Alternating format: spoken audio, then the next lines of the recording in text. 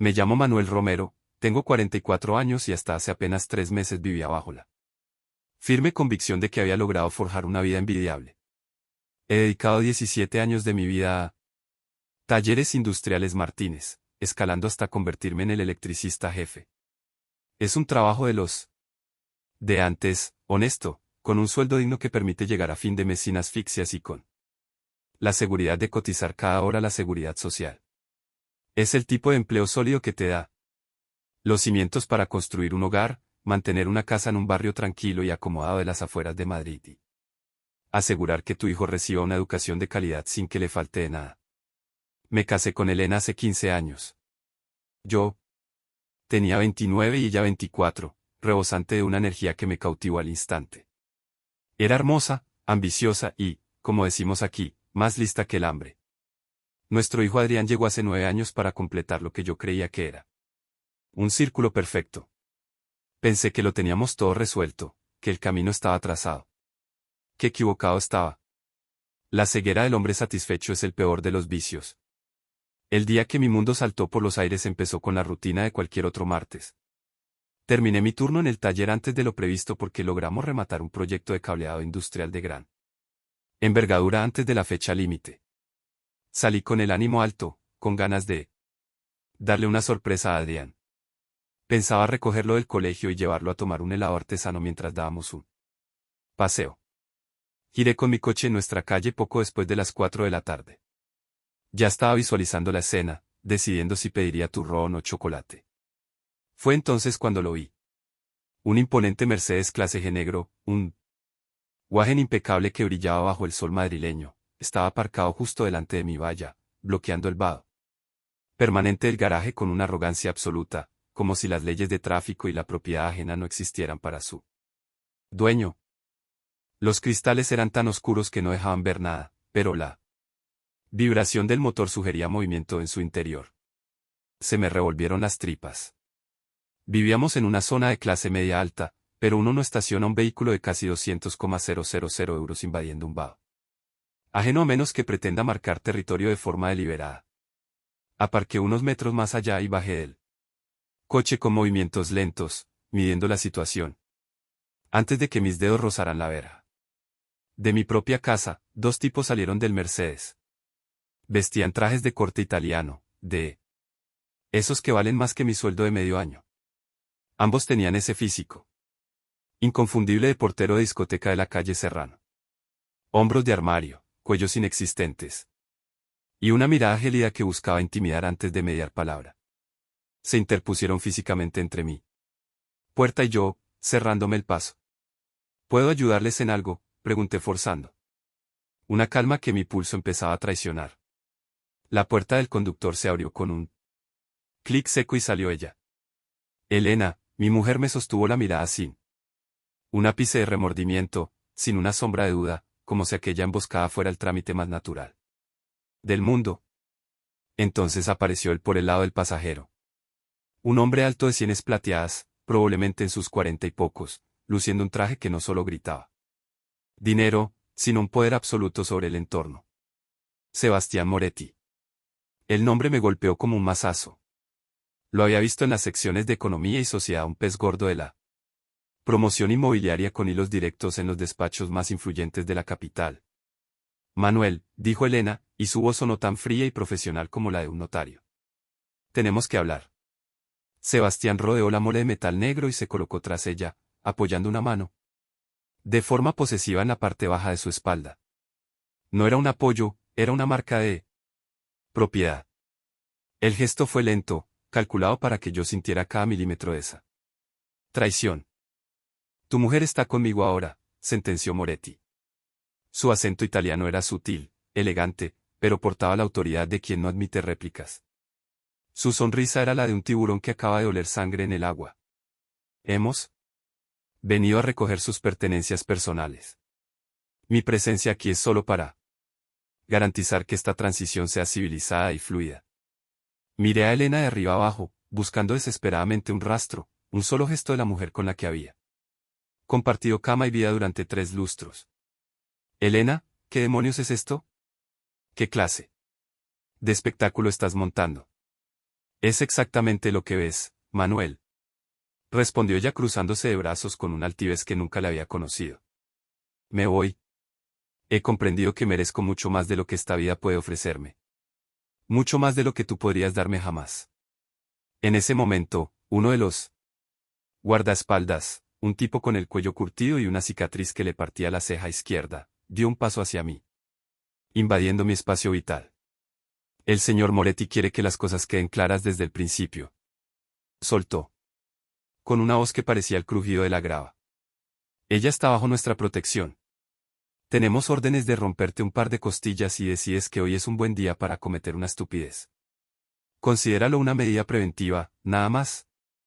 El segundo matón sonrió haciendo crujir los nudillos de sus manos enormes, como quien calienta antes de un partido. Sentí la rabia bullir en mi pecho, una descarga de adrenalina caliente y afilada. Pero si algo aprendí durante mis años de servicio en la Legión antes de cambiar el fusil por los alicates de electricista, es que la rabia es un arma de doble filo. Solo sirve si sabes domarla y dirigirla. Dejé que una sonrisa lenta, carente de cualquier calidez, se dibujara en mis labios. A ver si he procesado bien la información, dije en un susurro, clavando mis ojos en los de Moretti. Si mi mujer ha decidido tirar por la borda 15 años y traicionar todo lo que levantamos juntos, es su cuenta y su riesgo.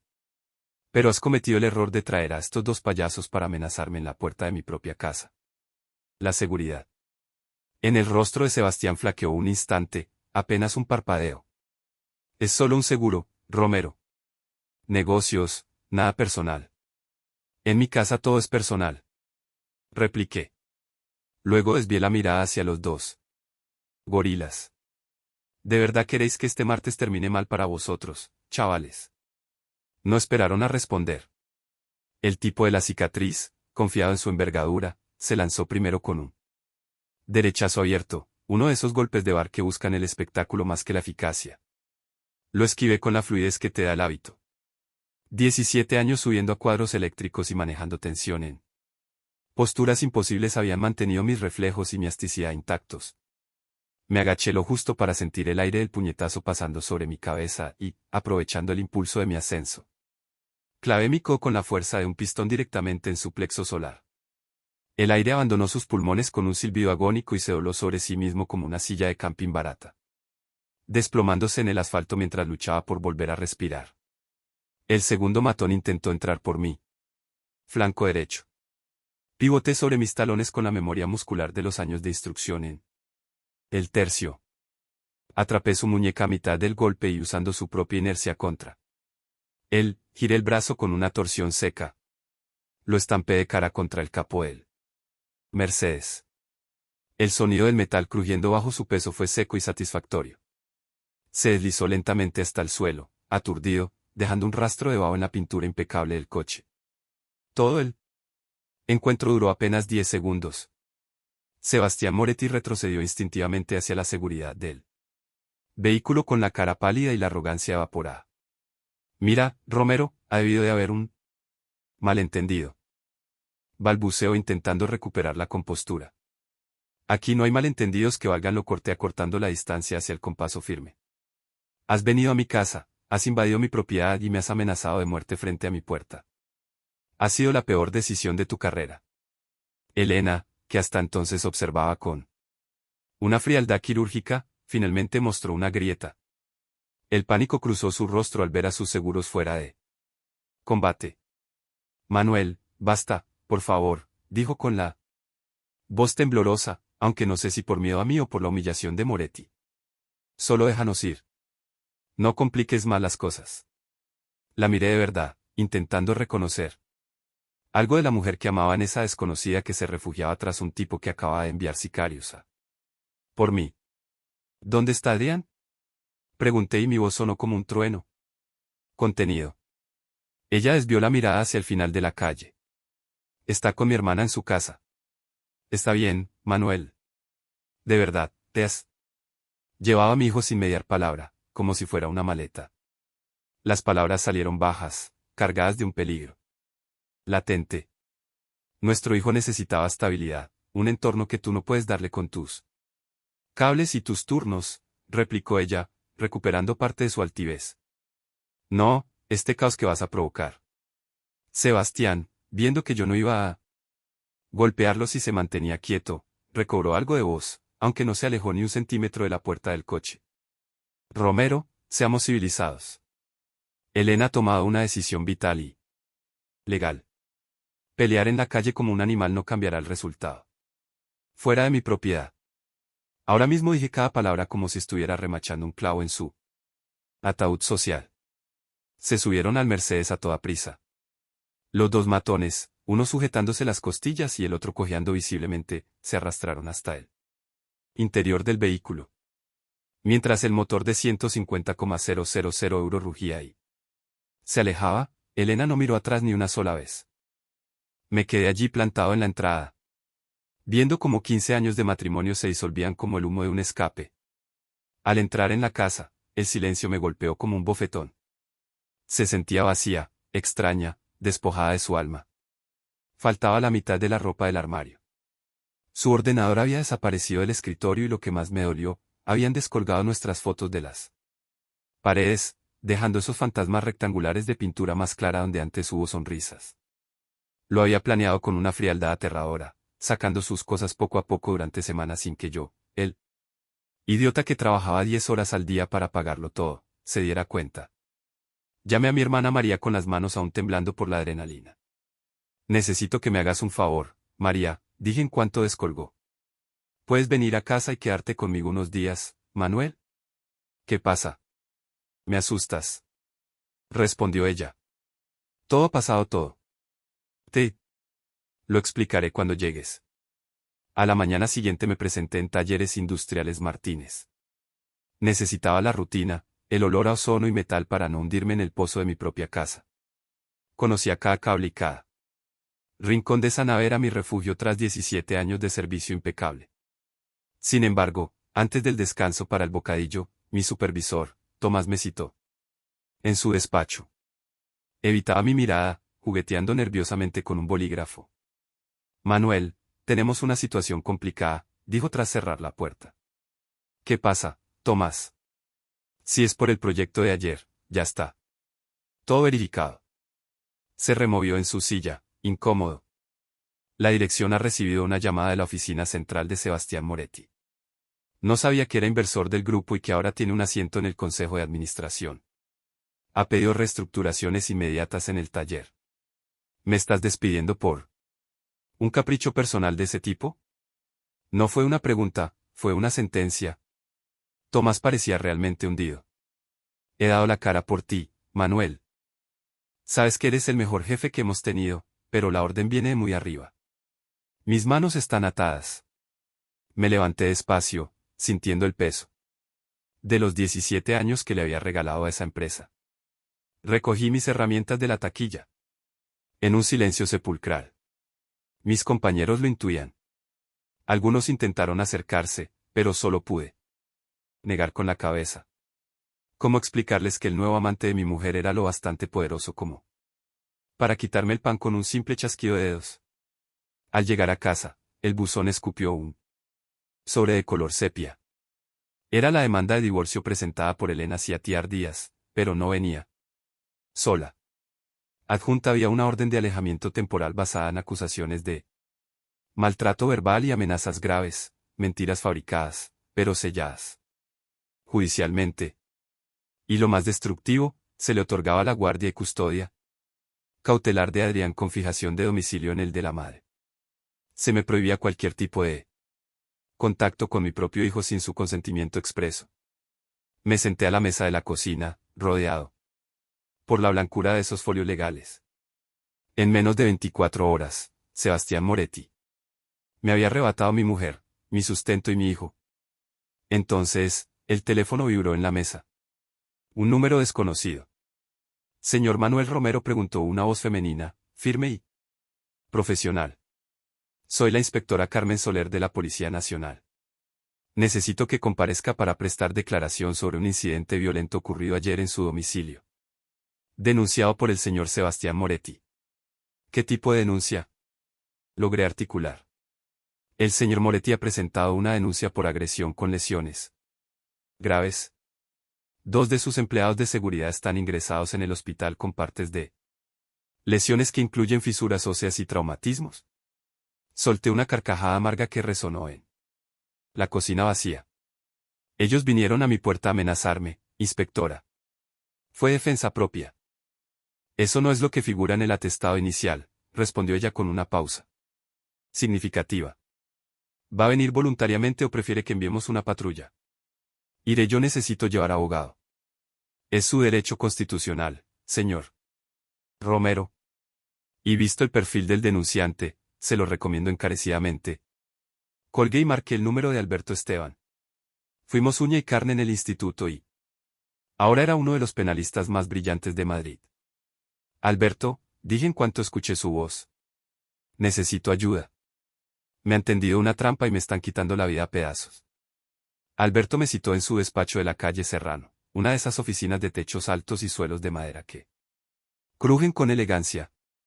Cuando le detallé el despido improcedente y la denuncia por lesiones, se frotó las sienes con evidente preocupación. Manuel, tienes que entender a quién nos enfrentamos. Sebastián Moretti no es solo un promotor inmobiliario con dinero, es un hombre con hilos en la administración pública y en las grandes constructoras que mueven el PB de este país. Si ha decidido hundirte, no va a usar un mazo, va a usar todo el peso del sistema judicial. Esa denuncia por agresión es solo la punta del iceberg. Los informes médicos de sus seguratas han sido redactados para que parezcan lesiones graves con secuelas. Como el juez se lo crea, no hablamos de una multa, hablamos de una condena penal que podría llevarte a prisión. ¿Y qué pasa con Adrián? Pregunté sintiendo que el nudo en mi garganta se apretaba hasta casi impedirme respirar. Elena se lo ha llevado a un paradero que desconozco y me ha endosado una orden de alejamiento basada en calumnias. De la custodia nos encargaremos en el juzgado de familia, pero ahora mismo necesito que seas un bloque de hielo. Ni un mensaje, ni una llamada, ni te acerques a 100 metros de ella. En España, con una denuncia de este tipo, cualquier gesto puede ser interpretado como quebrantamiento de condena y acabarías en el calabozo antes de que yo pudiera decir recurso. Deja que yo sea el único que hable con su abogado. Pasaron 2 semanas de un silencio asfixiante. Sin ingresos y con mis cuentas corrientes bloqueadas cautelarmente por la demanda de divorcio, empecé a sentirme como un animal acorralado. Pero entonces el pasado volvió para echarme una mano. Recibí una llamada de Paco, un antiguo compañero de mi unidad. En la Legión, que ahora se ganaba muy bien la vida en el sector de la inteligencia corporativa y la seguridad privada. Manuel, he tirado de la manta con lo que me pediste sobre Moretti. Me soltó Paco. Sin preámbulos.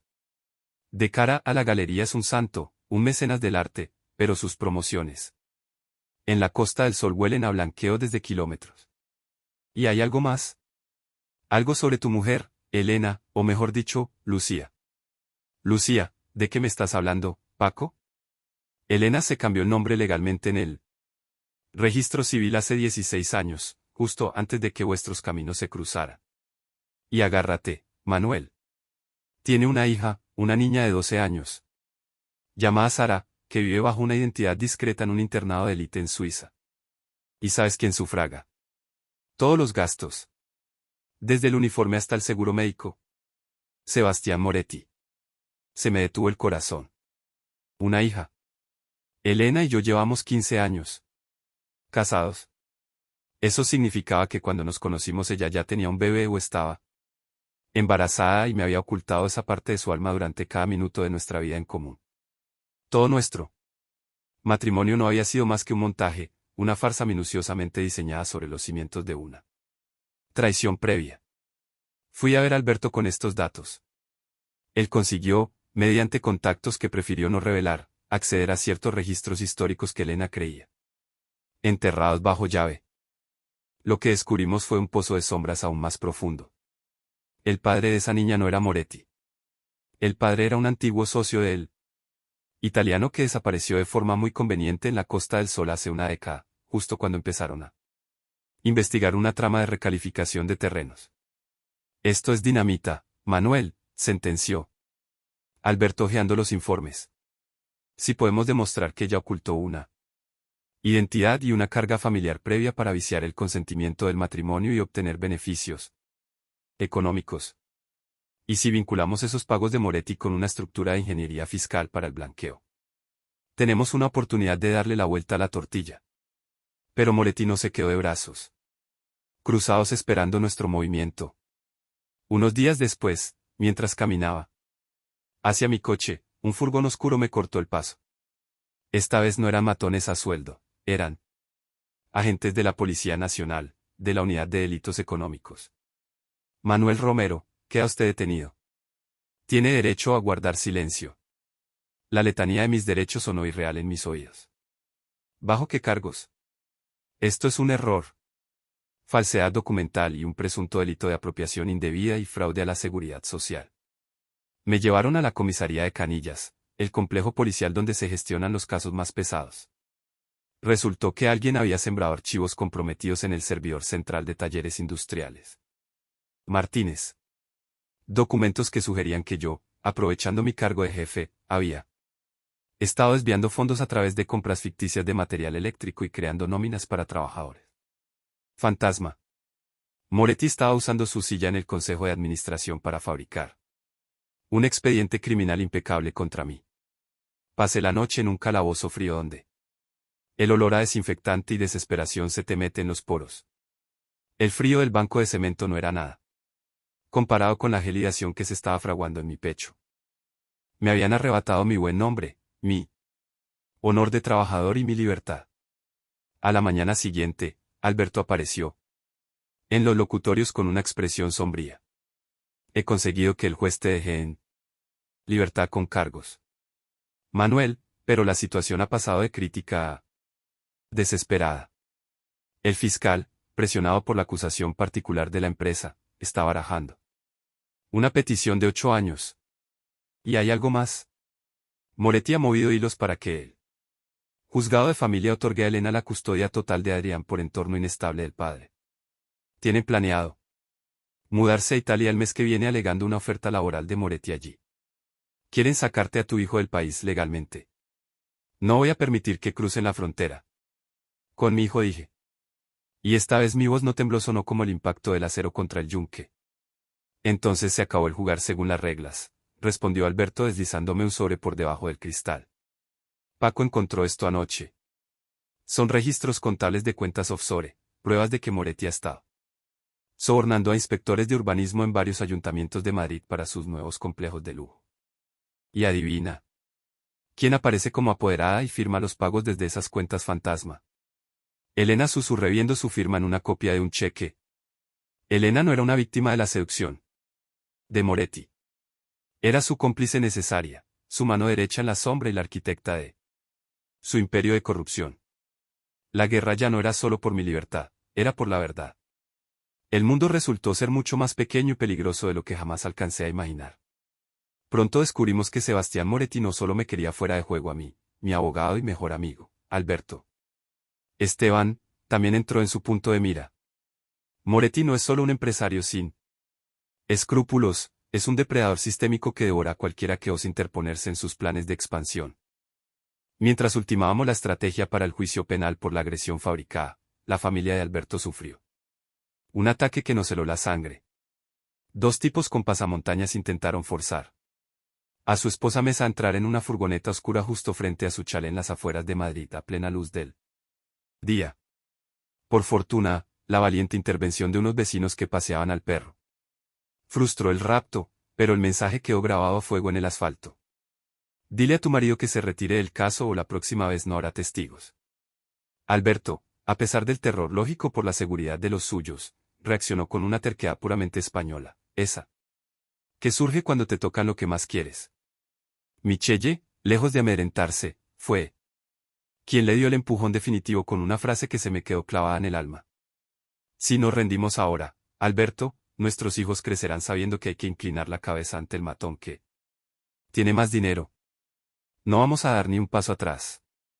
Ese intento de secuestro fue el error de cálculo que la inspectora Carmen Soler estaba esperando.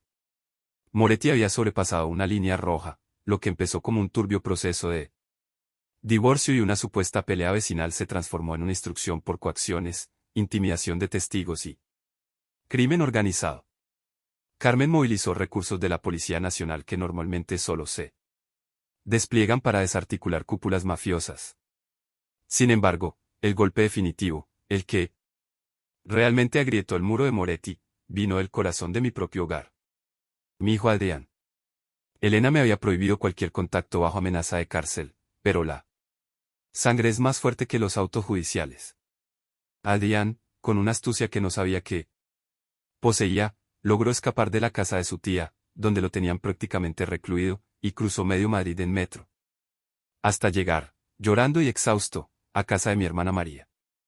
La audiencia crucial se celebró en los juzgados de Plaza de Castilla. Todo pendía de un hilo. El magistrado a cargo del caso, el juez García, de quien Paco había descubierto que compartía palco en el Bernabéu y jornadas de caza con Moretti, mostraba una inclinación vergonzosa hacia la versión de Elena. Ella estaba allí, sentada en el estrado con un traje de sastre impecable interpretando el papel de su vida. La madre coraje y víctima de un marido violento, secándose lágrimas de cocodrilo con un pañuelo de seda. Pero entonces, en un giro que nadie en esa sala esperaba, las puertas se abrieron de par en par. Entró Adrián de la mano de mi hermana. «Quiero vivir con mi papá», gritó con una fuerza que me desgarró el pecho. La voz de mi hijo de 9 años resonó contra las paredes de la sala con la pureza de la verdad. «El novio de mamá es un tipo asqueroso. Intenta comprarme con regalos caros, pero lo odio. Y mamá miente. Me obligaba a decir que estábamos en casa cuando ella se iba con él. Me obligaba a mentirle a mi padre». La sala estalló en un murmullo ensordecedor. El juez, visiblemente incómodo por la presencia del menor, intentó imponer orden, pero la máscara de Elena ya se estaba resquebrajando. Palideció hasta quedar de un color ceniza mientras Sebastián, sentado en la primera fila con su arrogancia habitual, apretaba las mandíbulas con una furia asesina. Y entonces llegó la estocada final. Alberto llamó a declarar a Sara, esa hija cuya existencia me habían ocultado durante 15 años. Resultó que Elena había utilizado a la niña como la coartada perfecta para su doble vida. Durante años me decía que se iba a pasar el fin de semana cuidando a una tía enferma en un pueblo de Segovia, cuando en realidad utilizaba esos viajes para encubrir sus encuentros con Moretti en hoteles de lujo, dejando a Sara encerrada en habitaciones de servicio o bajo el cuidado de extraños. Sara, con la mirada fija en la madre que la había usado como un objeto desechable, relató al tribunal cómo Elena la había abandonado emocionalmente, recurriendo a ella solo cuando necesitaba una tapadera para sus estafas o sus infidelidades. Las mentiras de Elena se desmoronaron como un castillo de naipes ante la mirada atónita del tribunal. Pero esto era solo el principio del fin. El imperio de Moretti estaba a punto de arder y nosotros teníamos la cerilla. La investigación exhaustiva de la inspectora Carmen Soler, apoyada por la Unidad de Delitos Económicos, reveló una realidad mucho más siniestra que una simple infidelidad. Elena no solo me había traicionado en el terreno personal. Ella era el topo de Moretti infiltrado en las entrañas de Talleres Industriales Martínez. Resultó que Sebastián llevaba más de una década maniobrando para monopolizar los contratos de mantenimiento de infraestructuras críticas en toda la Comunidad de Madrid. Elena no llegó a mi vida por casualidad. Hace 15 años. Fue una pieza colocada con precisión quirúrgica. Mi matrimonio no fue el fruto del azar, sino una operación de espionaje corporativo a largo plazo. Descubrirlo fue como recibir una descarga de alta tensión directamente al alma. Todo lo que habíamos compartido, nuestra casa, los veranos en la costa, el nacimiento de Adrián estaba contaminado por su doble juego. Mientras yo la abrazaba por las noches, ella esperaba que me durmiera para volcar la información técnica de mi ordenador y robar los códigos de acceso que Moretti necesitaba para sabotear a la competencia. A cambio, Moretti alimentaba una nómina B en una cuenta opaca en las Islas Caimán. Yo era el escudo humano que ella usaba para ser invisible ante el sistema. 3 meses después de aquella tarde, en los juzgados, el mazo de la justicia española cayó con una contundencia ejemplar. La Audiencia Nacional, basándose en las pruebas aportadas por Alberto y la inspectora Soler, dictó sentencia. Sebastián Moretti fue condenado a 18 años de prisión por espionaje industrial, cohecho a funcionarios públicos y conspiración para la agresión. Fue trasladado al centro penitenciario de Estremera para cumplir Su pena. Elena, cuya verdadera identidad legal estaba vinculada a una red de estafas en el Levante español y que resultó llamarse Lucía en realidad, fue condenada a 12 años por complicidad necesaria, fraude fiscal y falsedad documental agravada. Recuperar mi buen nombre no fue fácil, pero fue absoluto. Tras el escándalo, el grupo inversor que compró los activos de Talleres Martínez realizó una auditoría interna y me ofreció el puesto de director de ingeniería eléctrica de la nueva compañía, una posición libre de la sombra de Moretti. La querella por fraude contra mí fue sobreseída de inmediato al demostrarse que las pruebas habían sido plantadas por el equipo de seguridad de Sebastián. Mi permiso de residencia que Moretti intentó revocar mediante denuncias falsas fue ratificado y mi camino hacia la nacionalidad quedó libre de manchas. Mi dignidad no estaba en venta. Hoy la vida tiene un color distinto. Vivimos los tres juntos en una casa nueva, un hogar de verdad con vistas a la Sierra de Guadarrama, donde el aire es puro y las mentiras no tienen dónde esconderse. Adrián, Sara y yo.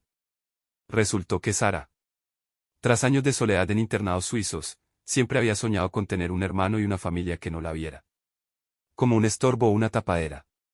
Adrián, con la generosidad que solo un niño posee, la aceptó como su hermana mayor desde el primer minuto, devolviéndome la fe en el ser humano. Una noche reciente, mientras los chicos terminaban de cenar bajo el porche de madera del jardín, Adrián dejó su vaso en la mesa y me miró con una seriedad impropia de sus 9 años. Papá, de verdad todo va a salir bien. ¿Ahora? Nadie vendrá a quitarnos esto. Miré a mis 2 hijos, sentí el aroma del jazmín y el frescor de la noche madrileña bajando de la sierra y sonreí con una paz que creía muerta y enterrada. Sí, hijo, todo va a salir mejor que bien, le respondí apretando su mano y la de Sara. Porque ahora somos una familia real, una construida sobre el acero de la verdad. Y ese es un material que nadie, por mucho dinero que tenga, puede romper. Muchas gracias por ver. Si les ha gustado la historia, denle like. Escriban un comentario y suscríbanse para no perderse la próxima historia. Valoramos mucho su presencia en este canal. Todo lo mejor. Ah.